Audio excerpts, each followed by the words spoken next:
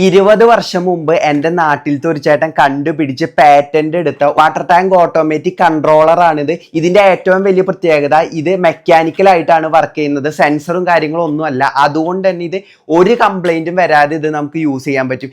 ഇത് 2 യൂണിറ്റുകളാണ് വരിക. ഒന്ന് വാട്ടർ ടാങ്കിന്റെ അടുത്തും ഒന്ന് നമ്മുടെ മോട്ടറിന്റെ സ്വിച്ചിന്റെ അടുത്തും. ഇതിപ്പോ 3 മോഡുകളാണുള്ളത്. ഓട്ടോ, ഈ ഓട്ടോയിൽ ഇട്ട് കഴിഞ്ഞാൽ ടാങ്കിൽ എപ്പോൾ വെള്ളം കുറയുന്നു അതിനനുസരിച്ച് ഇത് ഓട്ടോമാറ്റിക് ആയിട്ട് വർക്ക് ചെയ്യും. നമുക്കിത് മാനുവൽ ആയിട്ട് ഓഫ് ചെയ്യണമെങ്കിൽ ഇത് നേരെ അടിയിലേക്ക് ആക്കി ഓഫ് ചെയ്യാം. ഇനി മാനുവൽ ആയിട്ട് മോട്ടോർ ഓൺ ചെയ്യണമെങ്കിൽ നമുക്കിത് അടിയിലേക്ക് ആക്കിയിട്ട് ഓണും ചെയ്യാം.